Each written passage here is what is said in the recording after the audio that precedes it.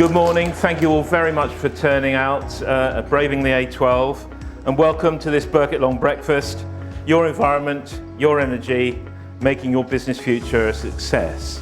I'm David Rayner. The idea is that I'm going to talk to you for about 10-15 minutes. Jules is then going to speak for 30-35 minutes, which should leave about 20 to 25 minutes at the end for questions, because we're very keen to have a very good question session and a debate about the things we're going to be talking about. We're delighted to have Jules here, he's professor at Essex University, as our main speaker. We wanted to introduce you to the Birkett Long Environment and Energy Group. So I have the pleasure of leading the Environment and Energy Group. I've had an environmental specialism since the late 1980s. I know what you're all thinking, I don't possibly look that old, but it's true. I started off dealing with what I like to call the mucky stuff, which is contamination, water pollution, permitting, nuisance, things like that. But nowadays, it's all about sustainability and the green agenda. We also have Callum, who is a commercial and agricultural property lawyer, who works closely with me. He's involved in renewable energy schemes, rights for cables and pipes, and biodiversity, net gain and other similar agreements. Purdeep is a dispute resolution lawyer who provides robust, practical and commercially astute representation to achieve the best possible outcomes in the given circumstances. And we also call upon our business team, and Tim and Tracy, who are partners in that team, are here today for commercial, contract, mergers and acquisition and employment work. Chris is a chartered patent attorney who works with many clients in the environment and energy space to protect innovations, inventions and brands. And the other member of the group is Tej, who heads our regulatory team, supports clients with their compliance obligations, and frankly, if the Environment Agency comes knocking on your door at 6 o'clock in the morning, then Tej is the man for you. The handout that is on the QR code gives you some details of what we do and how we've been helping our clients, but between us, we cover the whole gamut of environment and energy work, including nuclear. We're a team that is here in Essex, and as I've said, we all have extensive practical, ongoing experience, me for more years than I care to remember, but we don't dabble in this area, we actually practice it. Our handout provides some examples of the work we do, but to pick out a few, just as illustrations for you, and perhaps because they might resonate with some of the things that you come across, we advise landowners on carbon offsetting, biodiversity and net gain agreements. We've helped patent a new reactor and process for creating net zero aviation fuel. We have reviewed the first sustainability report produced by a national business, giving them tips on the changes that they could make to it.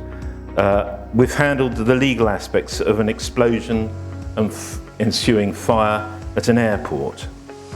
We've advised a major bank lending to a nuclear reprocessing business fairly close to the Thames.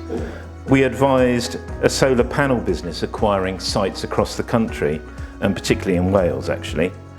We work with landowners affected by major infrastructure projects, and we helped a professional business occupying their office. They had a stream running along the boundary of it, and all of a sudden they had a load of dead fish in the stream. And I can assure you that nothing excites the Environment Agency more than dead fish floating in a stream or river. And they couldn't work out what it was. They were a professional firm. They weren't doing anything that they thought was contaminating or polluting. And eventually, after a lot of investigation, they discovered that it was their cleaners, who they contracted to come in and help them, were emptying their buckets down the surface water drains in the car park. So you have to think wide, and you have to think about all the things you could be doing. And why does this matter? Well, we want to avoid the climate crisis. We want to try to lessen the impact that we're all having on the environment, because the world resources are finite. You might want to do it for your reputational reasons. We think of Marks and Spencer's, John Lewis, Hammerson, many others really push their green agenda. Commercially, it can give you a competitive advantage. If you're tendering for contract work, certainly if you're doing that with a major business or with local or national government, you will need to produce your environmental sustainability plan. You may well think you need to do it for regulatory compliance, and I think we all know that regulations are only going one way and things are going to get tougher, so get ahead of the curve. You may also feel pressure, either from your consumer or supply chain, or indeed from your employees, to make a difference. I have to say that most of our interviewees now will ask us what our environmental plan is. And finally, of course, you will keep your FD happy, because in the long run you will be saving costs and you will be helping your bottom line. But you don't have to do everything all at once. Pick something and do it well. It's a question of taking small but effective steps along the road. And perhaps, what can your business do? And maybe is it best if I give some examples of what Birkett Long is doing itself, because we want to be leaders in this field. To start a sustainability team. We have our net zero team. There'll be the green champions within your business come to you with suggestions. And of course that's part of your ESG or CSR plans, supporting the communities that we all work in. Look at energy reduction or saving. Try to switch to renewable sources. Have motion activated lights. Make sure the screens really are switched off and that all the other equipment is switched off when it's not being used. Save resources where you can. Minimise waste. For us as lawyers, of course, traditionally very paper heavy. And I have to admit, I'm one of the ones who's finding it most difficult to move to being paper light. But have computer systems in your business that enable you to go paper light. Recycle where possible. We certainly have recycling bins across our offices, and everyone is encouraged to use them. Look at your travel and transport arrangements. Encourage cycling, walking, public transport, and use all those remote working techniques that we all developed during the COVID lockdown. One, perhaps the only one of the benefits from that period. Consider carbon offsetting. From my perspective, it's much more important to reduce your carbon rather than look to offset. But if you can't do anything else, offsetting is a sensible way of proceeding. And think about what you're doing. We thought very hard about this meeting, and I'm happy to go further into that in the questions at the end. And finally, lobby your politicians, either locally or nationally. Certainly locally, Chelmsford City Council, and the Deputy Leader, Mary Goldman, is here, takes a leading role in this. And of course, Essex County Council definitely have ambitions to be a leader nationally in this area. The Climate Action Commission is an example, as is their Climate Czar. And when we talk about bionet diversity gain, the national requirement is 10%, but Essex's is 20%. We're not saying that each of us can stop deforestation, but we can all play our part. Take a lead in our communities and look seriously at the impact we're having on the environment. Even the dear old MCC has got a sustainability plan. Birkett Long are here to support you and your clients throughout the journey, and the Climate Action Commission has a number of publications that will assist you too, whether it's for businesses, schools, or the community in general. Please look at them, they will help you. And so, having mentioned the Climate Action Commission, I'm now delighted to hand over to the chair of that commission, Professor Jules Pretty.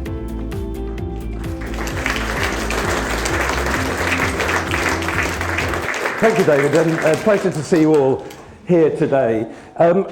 What I wanted to do was to talk a bit about the kinds of things that we can do as individuals, as businesses, to start to make a transition, a quick one, to address some of these really big challenges that we all face.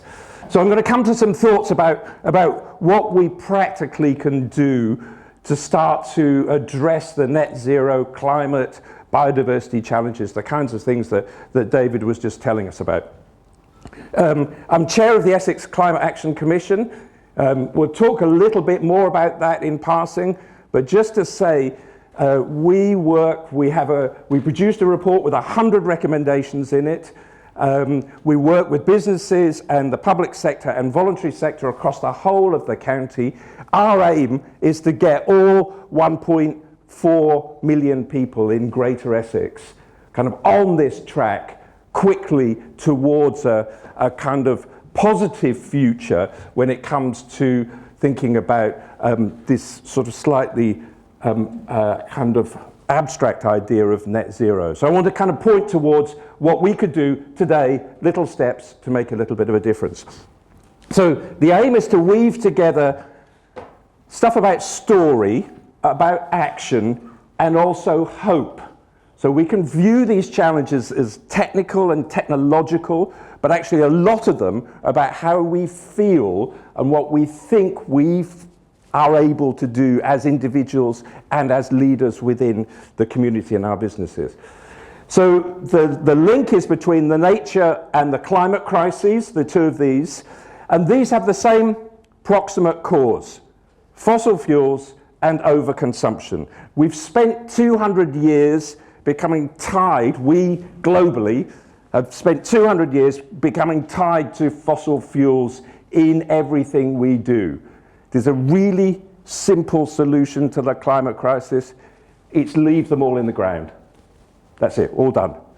But it's really difficult to do that because we're so tied to them in almost everything we do. So we've got to find ways of teasing our way out of that kind of ambit, but also to make it feel as though we're creating something positive rather than, we don't really want to do this, but we're kind of being forced to do it.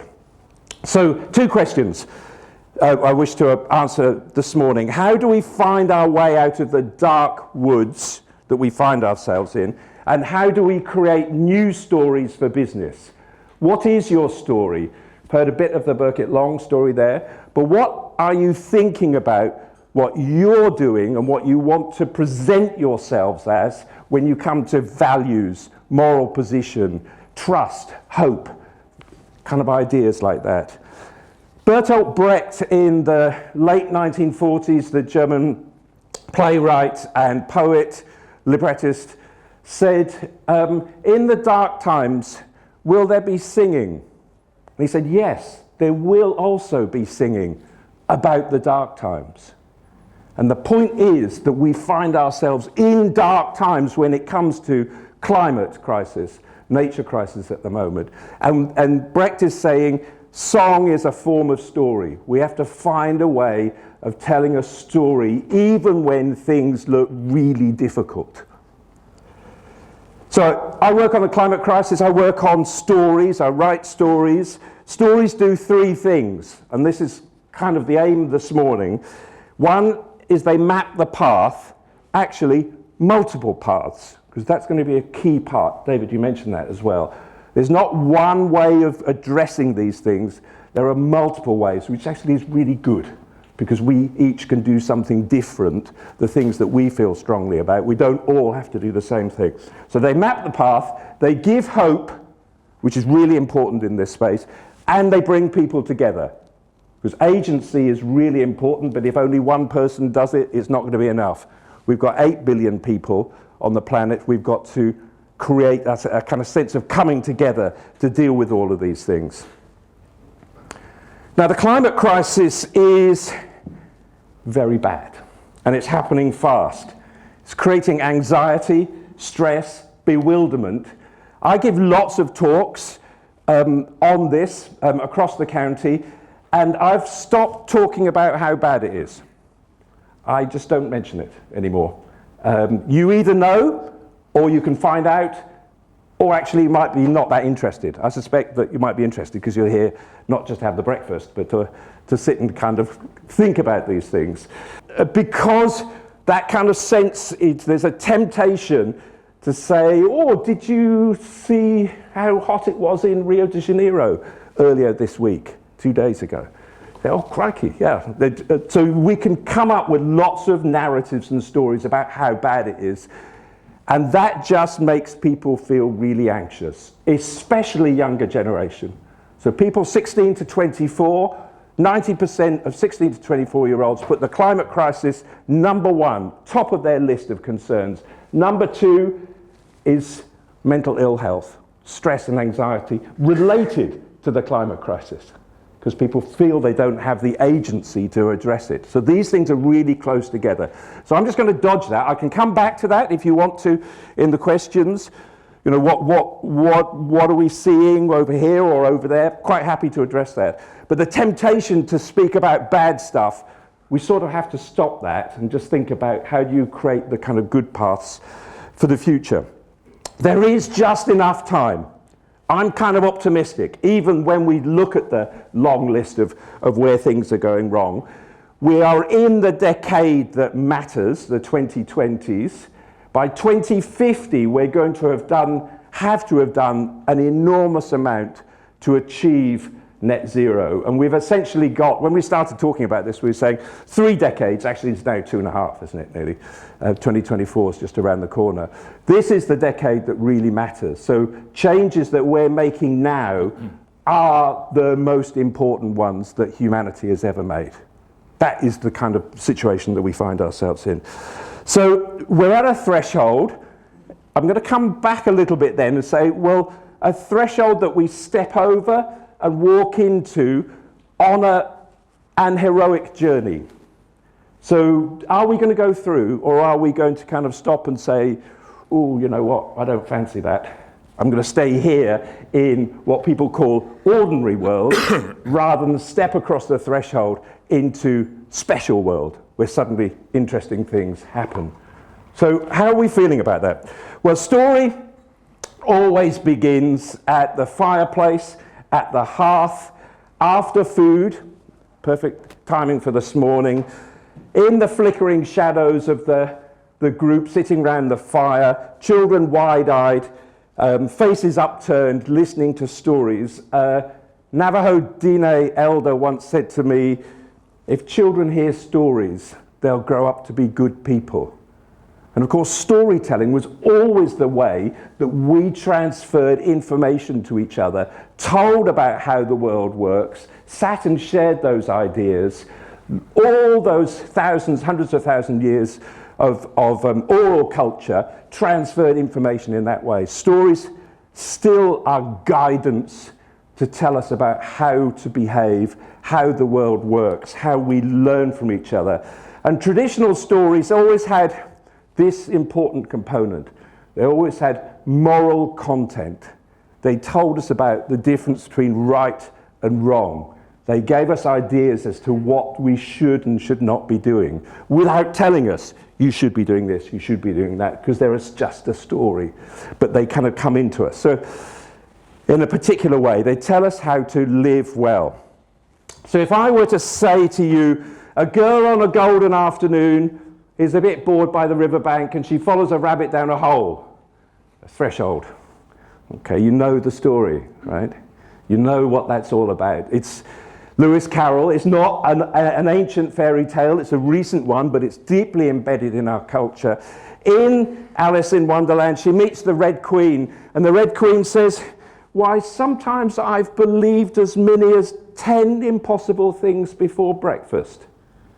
Which is kind of interesting. You might have believed an impossible thing this morning, which is that the A12 would be free-flowing. That's a kind of impossible thing before breakfast, isn't it? But the point is, are we in the state of believing impossible things? Because not until we believe them do we start to make a difference, to make these huge transitions towards a different kind of future that we're going to need. Another girl she has golden locks. She's walking in a dark forest. Lots of dark forests in fairy tales, aren't there, and traditional stories. Comes upon a charming cottage in a glade. A lovely cottage door is open. It's early in the morning. It's before breakfast, actually. It's early in the morning. She goes in the door.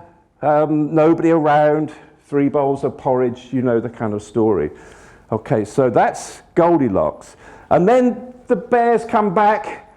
And there's kind of, various endings to the story that can be good or not so good. And we go, oh yeah, bears coming back. They've been off for a walk in the morning. Bears in the story. That's why we haven't had bears in Britain since 450 AD. So we've been telling this story for 1,500 years and just kind of nodding and saying, yes, bears. Porridge, that's what they normally eat, isn't it? Sleeping in beds and so forth. So the story creates this kind of reality for us to understand the interactions and challenges. And by the way, why is this little girl walking on her own in the forest early in the morning?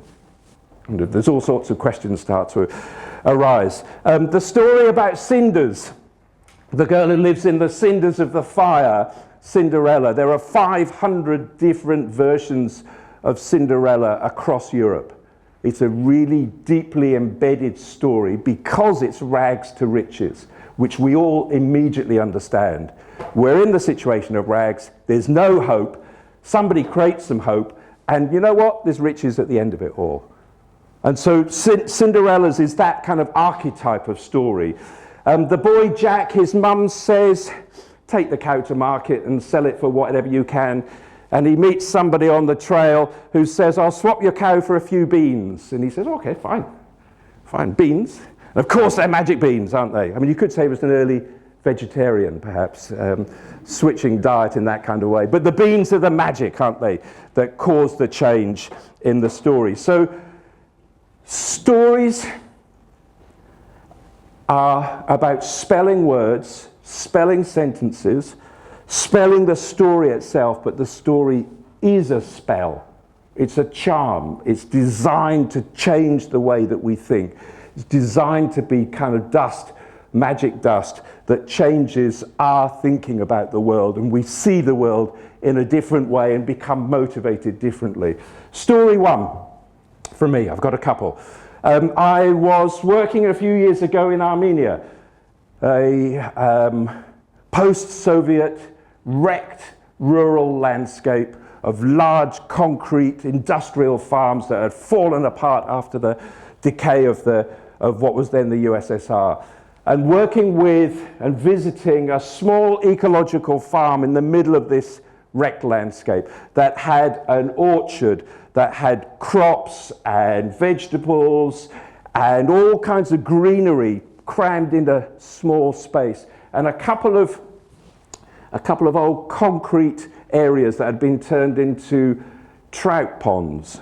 And so they were growing lots of trout. And the guys that I was working with we sat down by the little hut as dusk came, and they said, just sit and wait, watch what happens. And walking through the orchard come 2 foxes.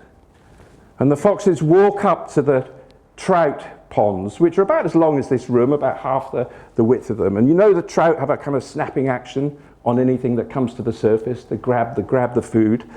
And so the 2 foxes just walked up to the water, turned round and dipped their tails in the water. And each of them, a trout snapped on the back of the tail, and the foxes just flipped the fish out of the water onto the ground and then picked up the fish and just walked off. And the guys who owned the farm just said, there you go, how about that? So they're not going to stop this thing, this little bit of magic, that nature does something that we've not seen before, a little kind of spell, which actually makes us feel differently about the world. There's something kind of going on that we don't need an explanation for. It's just an observation about how interesting the world is. So here we are, we're in this dark forest, at its darkest point, at our darkest hour, just about, with all of these signals about the climate crisis, and there is no path. The forest hasn't got a path. So the idea is that we have to make our own way. We haven't done this before. We've never done it. It's kind of completely new, which is why it's terrifying for a lot of people. So we don't want to do that kind of thing because we'd just rather avoid it.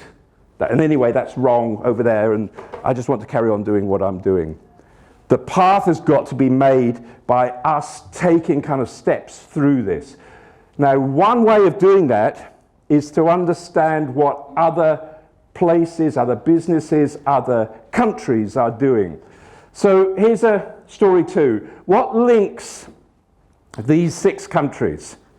So looking at north here, Iceland, Norway, Albania, Costa Rica, Uruguay, and Paraguay.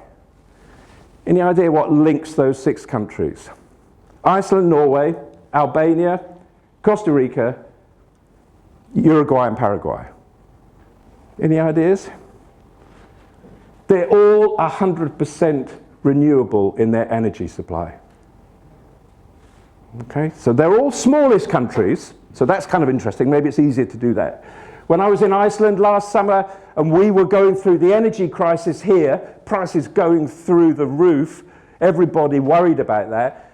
All my friends and colleagues in Iceland were going, we're fine, pal. What are you doing? Why haven't you switched to renewables? Because you'd have zero impact of changes in the gas market because you'd be in control of your energy supply system. So those countries have made those changes. They have control over their energy, and they're limiting the prices of energy by having made those big changes.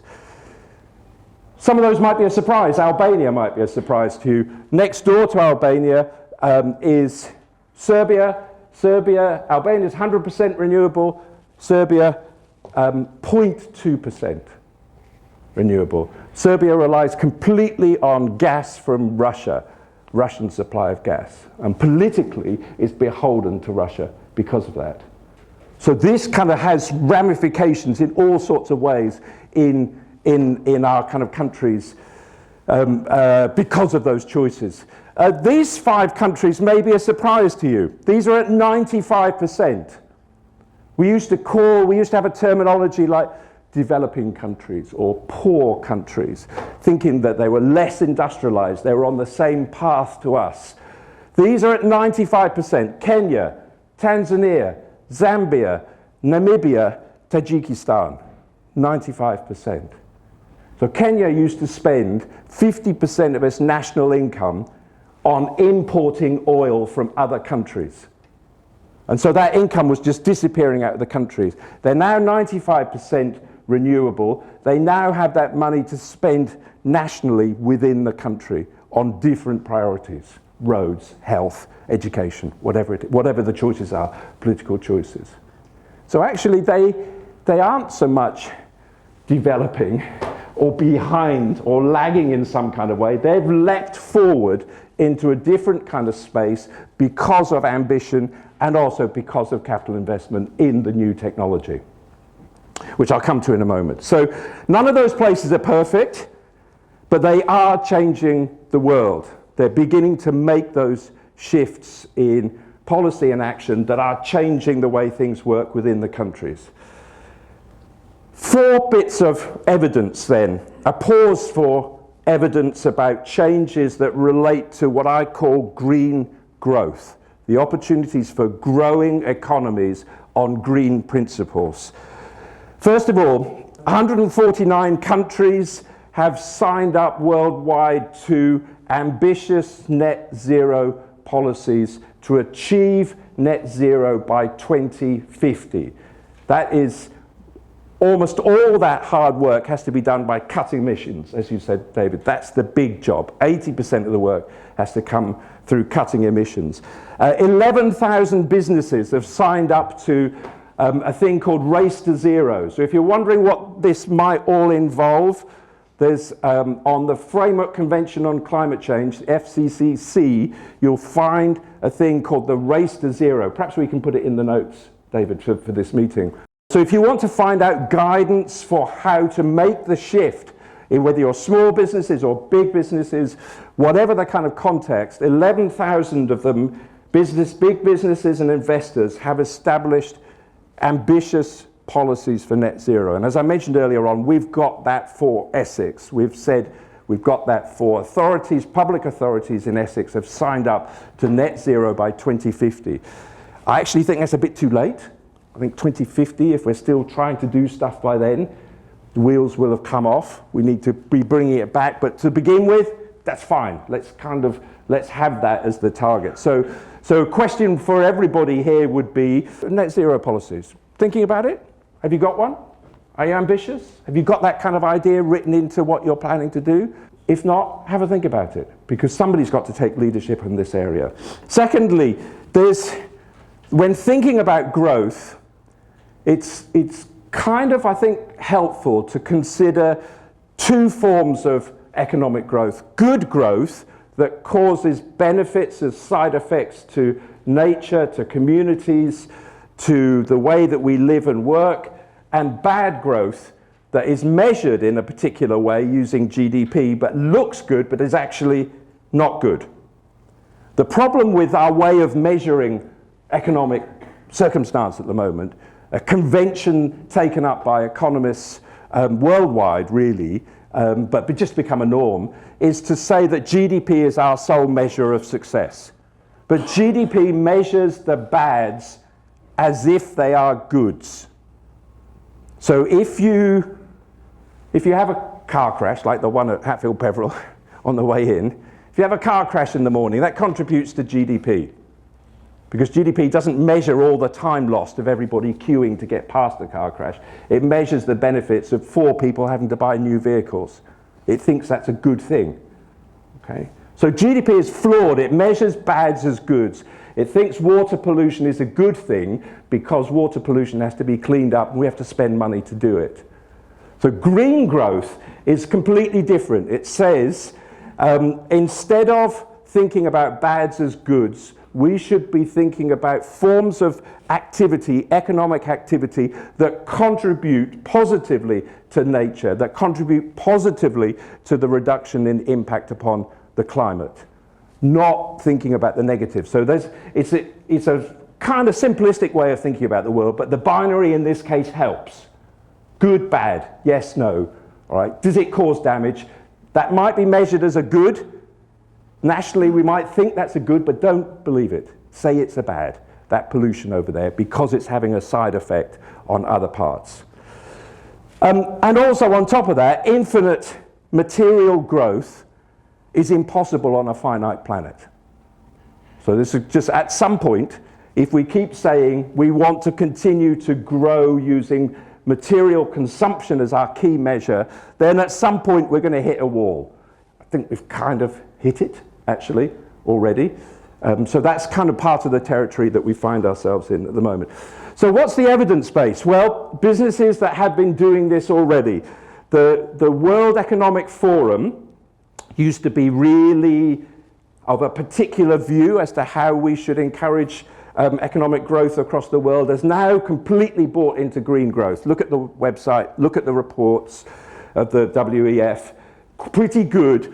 They have said that the countries that have signed up to the ideas of green growth will create $10 trillion worth of value by 2030 and 400 million jobs worldwide by 2030. The countries that are not doing that are going to get left behind because they're distracted and doing other things. So World Economic Forum is saying this is really important. Businesses that have signed up to ESG policies that are serious, not just a bit of kind of window dressing kind of stuff. Over a 4-year period, a recent study showed that those businesses have 8 to 24% higher returns than businesses that are not signed up to ESG, environmental, social and governance kind of aims, targets and policies. So not only net zero, but ESG, absolutely think about how this is going to help your cost base. There's a law called Wright's Law when it comes to the expansion of ideas and technologies within economies. If you double the production of something, the units of something, you reduce the costs by 15%. Each doubling is a reduction of costs of 15%. So in the past 10 years, offshore wind per kilowatt hour generated has fallen in terms of cost by 70% in the last 10 years. Solar panels, solar PV have fallen by 90% over the last 10 years. Lithium-ion batteries over a 20-year period used to cost $8,000 per kilowatt hour. They now cost $181. So we find ourselves standing on the shoulders of others who have done the early work. It's actually easier to adopt these things now than it was beforehand. Of course, it will be even easier in the future. You could say, well, I'll wait a bit, but actually my moral point is don't wait a bit, because we've got to start acting now. It's a really good time to start acting. The simple principle is this: green growth pays for itself within your operations, within regions, within countries. Because if we invest in the capital that creates the greener approaches, whether it's renewables or whether it's kind of technologies like electric vehicles or insulation or a whole range of other things, many of the ones that David was listing up earlier. So if we invest in the capital, we change the cost base into the future. We reduced our cost base, which of course many of you would be saying, well, that's the whole point, isn't it? That's what capital investment is supposed to do, reduce your cost base in the future. So a little simple story. I've had solar panels on my roof at home for 15 years.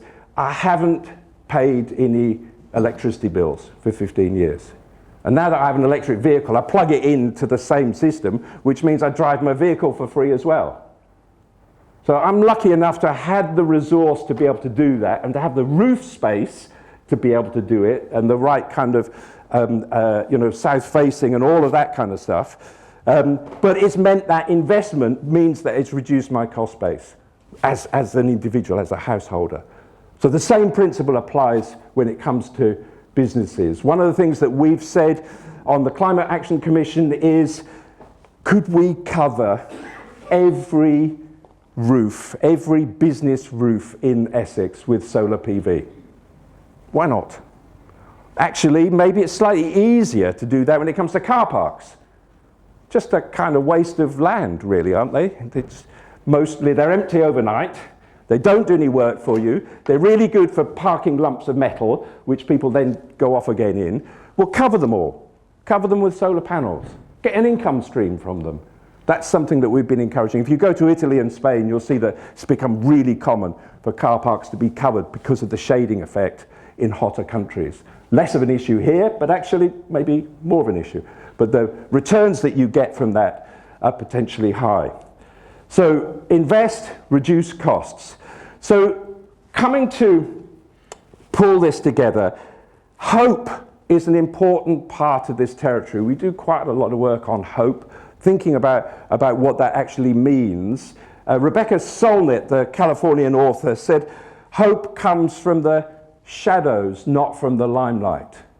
So if you look in the limelight, and you look for hope there, you'll find existing powers and structures and interests who find it really hard to do different things.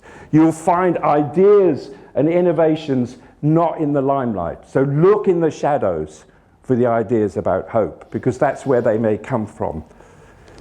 I put on your table, and it's also on the QR code that's in the middle of, you can scan that and get the link that David was telling about earlier. I put on your table a little leaflet here called 30 for 30. 30 ideas on how to reduce our carbon footprints.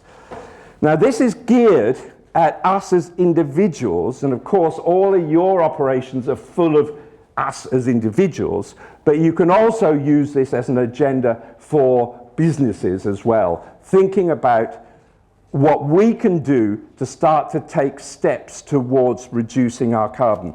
Could I turn you not to the bar chart first of all, but to the other page, which says cut your carbon by 2030. So a couple of numbers first of all. The average carbon that each of us produces in the UK is about 7.5 tons, 7.7 tons per person. Worldwide, the average is 7 tons. So the world produces 56 gigatons, billion tons of carbon dioxide each year. We have to get that 56 down to 10 for a safe place for humanity. 56 to 10, okay? We can do the other 10 through carbon sequestration, carbon capture, ways of grabbing carbon out of the atmosphere. But 80% of the work has got to be done by absolute reductions in emissions. That's the kind of major priority. There are 8 billion people. I've said 10 billion tons is a safe place for humanity. Let's call it 1 ton a person as the target. So the target for the world is 1 ton per person. So we have to get, within this country, from 7.7 tons to 1 ton. We've got to do that by 2050, but we've got to do half that work in this decade, because half the work in this decade, followed by another half in the next decade, followed by another half in the 2040s, means we get there. So the heavy lifting has to be done now. So that's the kind of context. 1 ton, the target for each of us. What I've done on the other side with this bar chart is to produce a summary of 30 ideas for how we each can act to reduce our carbon footprints. Now, I'm not going through these in detail. The orange ones are food related, food and agriculture related. The blue are energy and home. The red is transport. Electric vehicles, of course, appear there. The pink is the hole that we knock in everything by flying at the moment. So I'm not against flying, but if we fly, we have to do some harder work elsewhere to get down towards the 1 ton. And then you've got consumption-related stuff in yellow and some miscellany towards the bottom in green.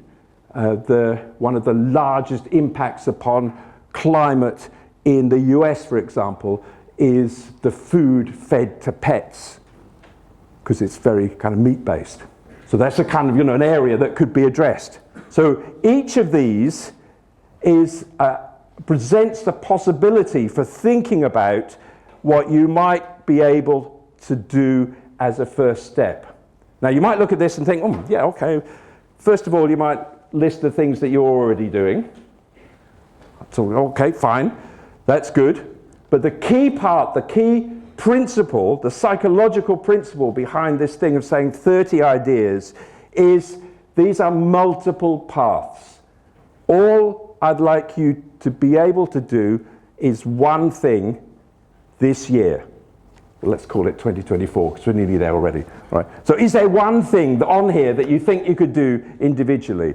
If you put your business hat on, is there one thing that you as a business could be thinking about changing in what you do that would make a difference to a lot of people who you either employ or who you work with elsewhere? You can be starting to think about agency at a kind of higher level.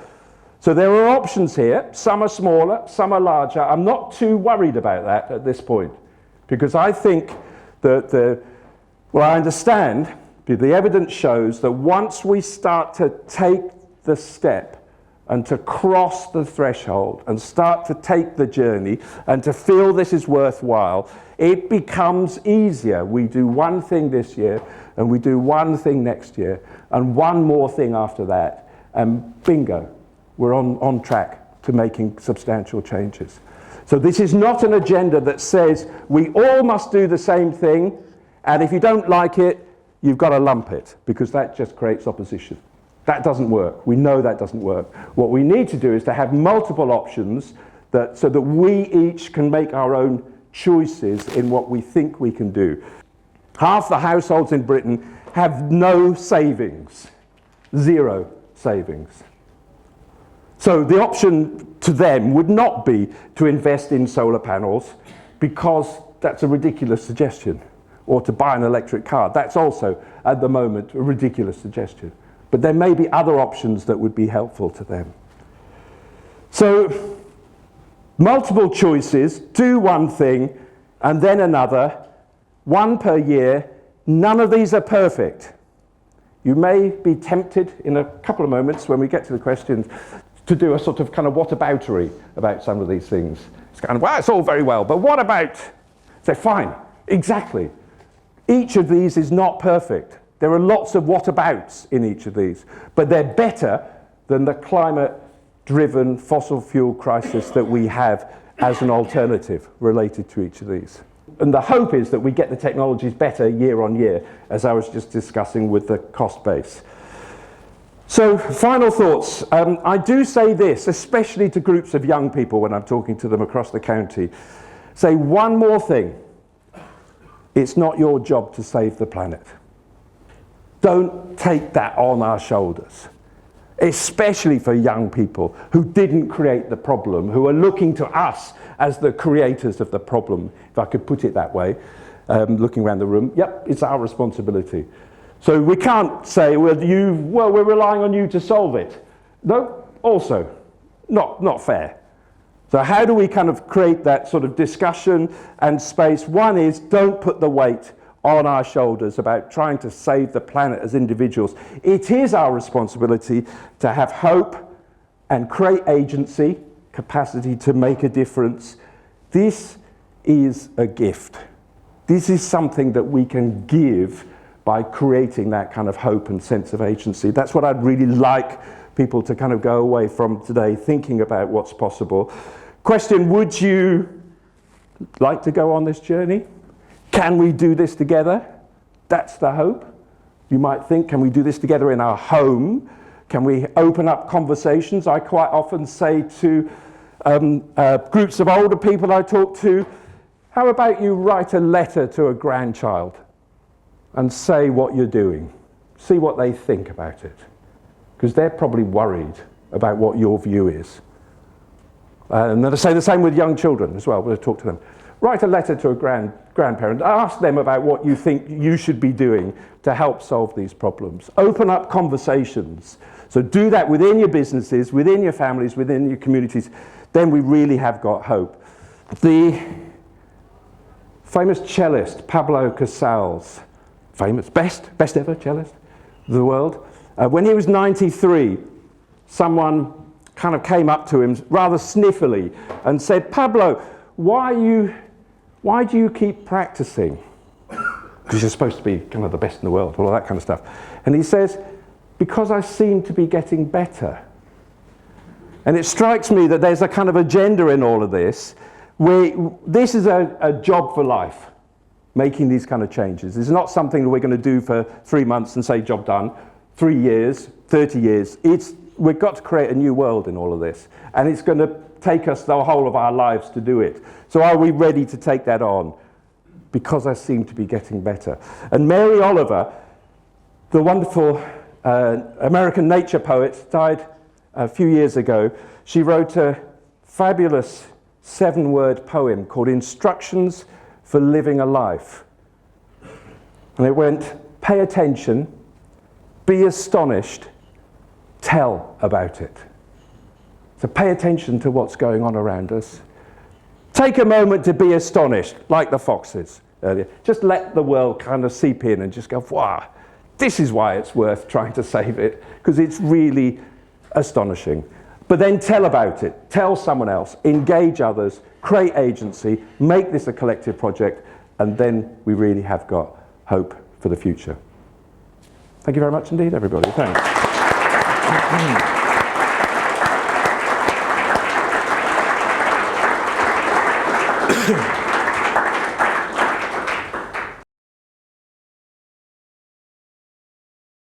So if you'd like to ask questions, please do. I'll chair it from here, so if I kind of point it in this way. Hi, Jonathan Cook. I run a renewable company, and I'm interested in your view on virtual power stations like Tesla put in South Australia, and whether that's something that you think Essex might be interested in. Well, could I broaden it into a kind of and say, I think that we have lots more options than we realise when it comes to thinking about energy, both reducing demand, which would be a good thing, but also multiplying, as Lee was hinting there, multiplying the kind of range of options that are in front of us. So I'm keen for community energy schemes, I'm keen for different forms of generation, I'm keen for big operations like large wind arrays in the North Sea, for example. None of those are perfect, because if we generate energy, there are side effects. Almost by definition, if we cover land, if we do different things, until we discover possibly different ways really different ways of generating energy. But for the moment, there are always going to be some side effects. So we have to kind of bite our tongue a little bit when it comes to those. We also have to make the right choices. So if I could use your question just to kind of step slightly to one side, those choices really matter. Denmark is just building two what are called energy islands, so floating wind power islands, one 70 kilometers this side of Jutland in the deepest part of the North Sea, and one in the Baltic near Bornholm Island. And these are going to be big floating arrays with the largest wind turbines in the world in the deeper part of the water where there's more wind. They're a long way from where people are, and Denmark is good through these just two operations are going to create 150% of their energy requirements. The really good bit is they will be operational by 2030. So I'm interested in how quickly we can make things happen. So there'll be some promising technologies that might take us just a bit too long to do. And there are some that we've invested in. We've chosen to go down the route of a nuclear power station at Sizewell. Sizewell won't generate any electricity for us until 2045, 22 years on from here. Too late. Might work, but it's too late. We'll either have solved the problems through other technologies, and therefore it won't be necessary, or it will be flooded by sea level rise. Both not good outcomes. And yet we're spending, it's going to be kind of 30 billion, possibly 35, might even be 40 by the time we do it. For me, that's the wrong answer. We should be going for other kinds of things. So there is detail in those choices, but I'm also really interested in kind of new technologies and what they might offer. We might not know what the answer is to those for a bit, I think.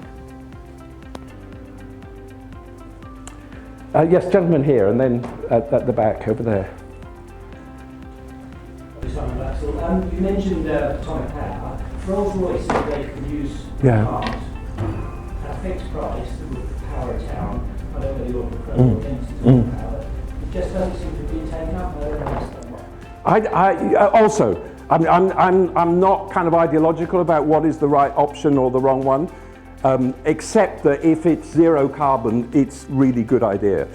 The problem with nuclear is, of course, the waste problem, which we sort of kind of pretend doesn't exist. But the small scale operations, possibly leading to a much more distributed energy generation system in the UK. So rather than a few bits of big kit, the small kit idea, that go back to Lee's comment there, I'm really, really interested in that. I think that could really work. Of course, there are planning issues, there are issues over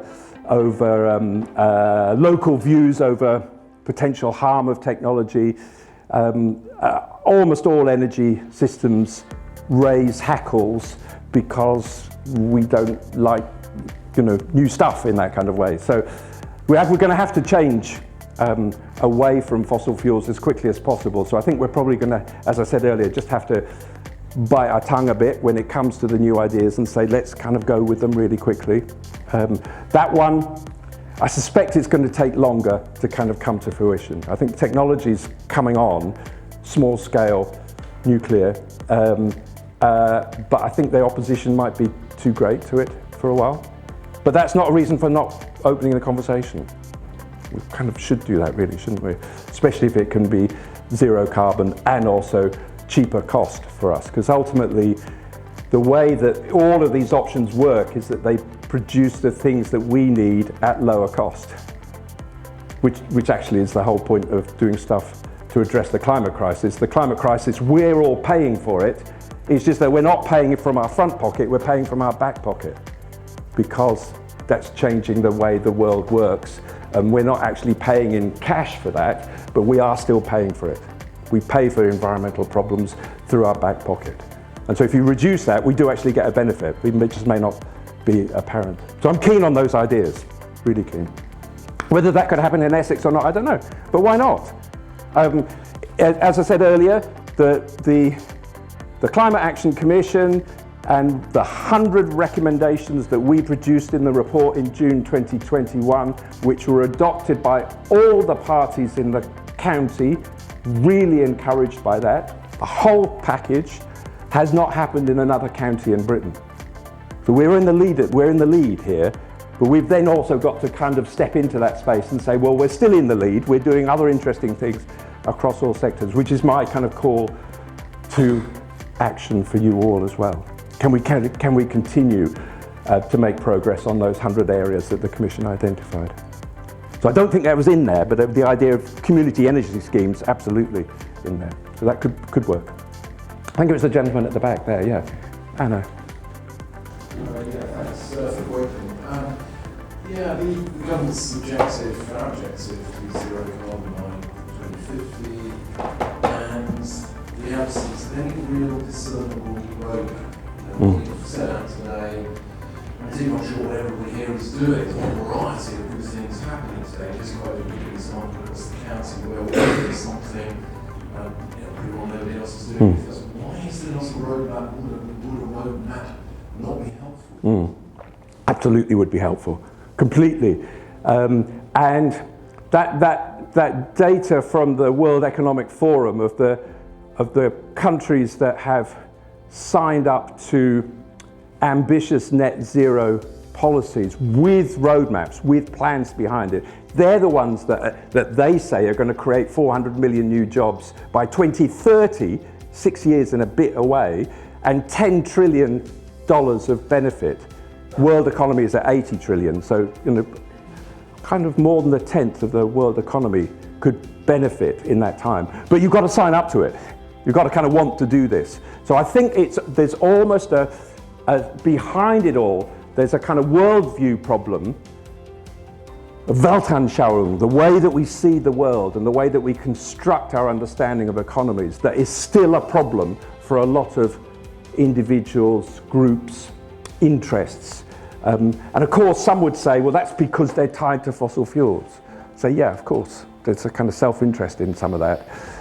So as fossil fuels stop being used, there are going to be lots of what are called stranded assets, where you relied on fossil fuels, and suddenly now, if you own a garage forecourt, then in 10 years' time, it's going to be a stranded asset, unless you can turn it into charging points that really work. And of course, the Basildon example of that is one in the county, again, a leading thing in the UK.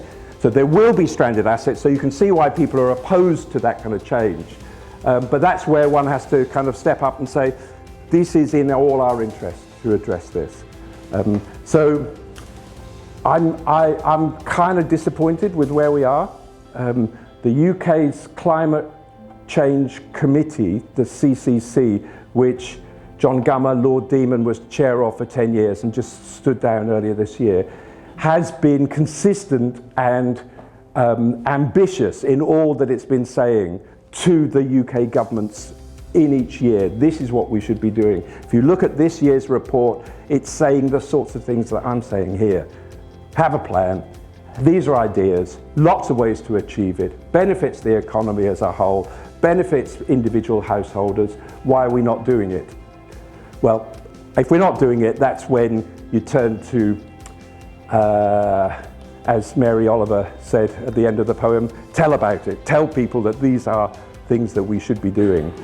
Lobby, vote, create kind of interest and change amongst all of that. The danger is that, and I've almost done that there, is you step into a space where one assumes that actually is a relatively easy thing to do, and it's not. It's blooming hard, because people have spent a long time, we all have spent a long time thinking that this is the way that the world works, and this is why it's kind of easier to do these things rather than switch to the new thing. We have to switch to the new things. I'd rather we did it through our choice rather than after catastrophe. But again, I would say some countries have been, many countries, 149 countries have signed up to ambitious net zero policies and plans. And so they kind of, we're not in that 149 at the moment. Yeah. Hi, really interesting talk, thank you very much. I'm interested to hear your thoughts about the role of regulation in all of this, because, as somebody pointed out, there's very little direction from government, there's no pathway. So I wondered what your thoughts were about the future role of regulation to compel people to take a particular route. Yeah, I think I would say part of a kind of ambitious set of policies and principles would include incentives as well as regulations to stop doing the bads, let's say, and then also kind of implement on those. So we have strong water policies in the UK, but they're not being implemented.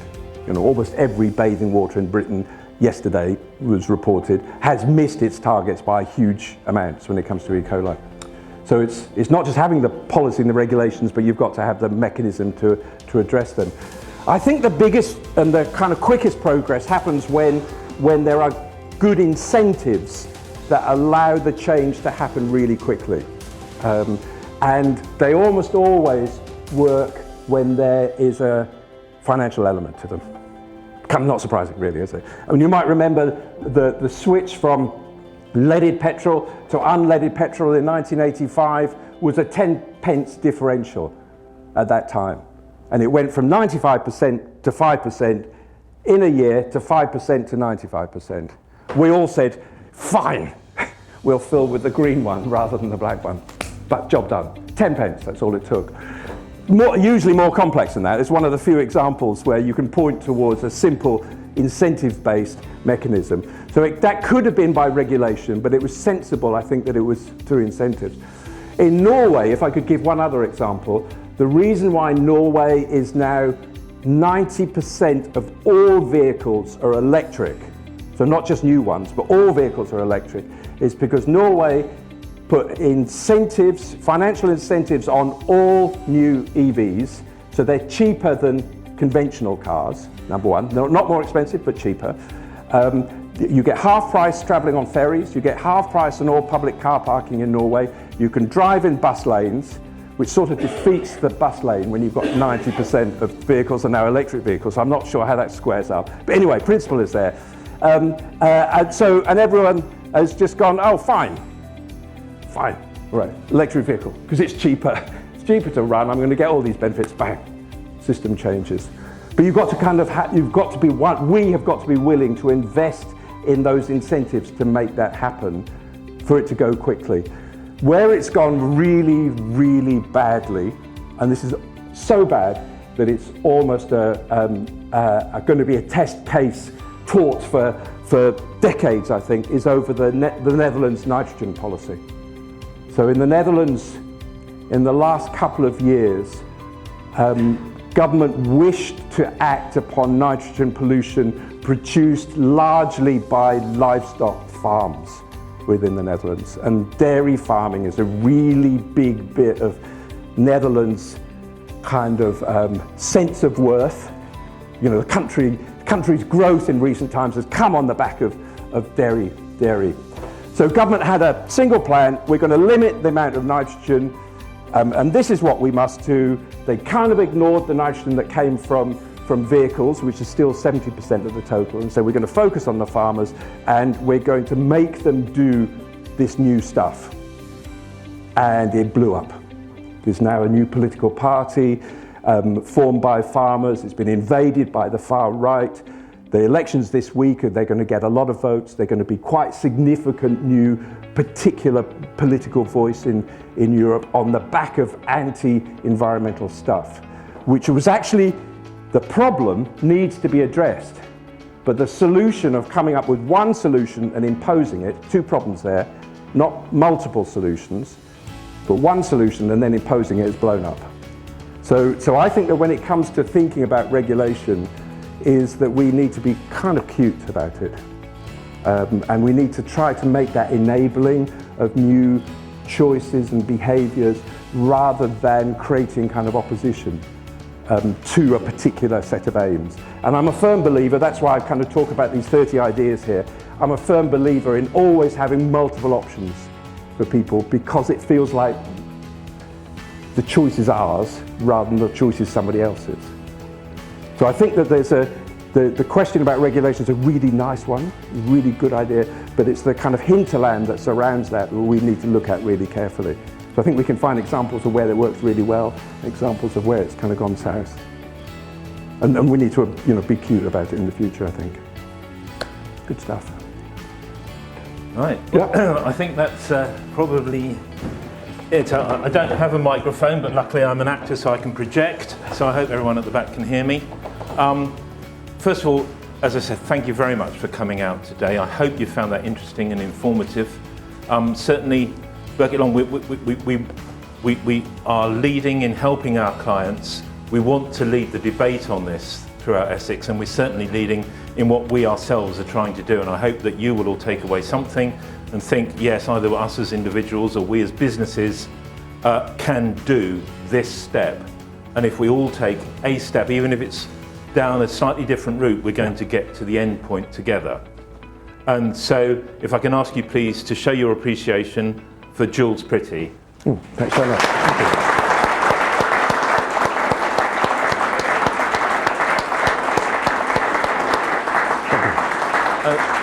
As I say, thank you very much for coming. I'm sure there's more coffee if you want to stay and chat, and we'll be here to answer any further questions. Thank you very much. Lovely. Thanks very much.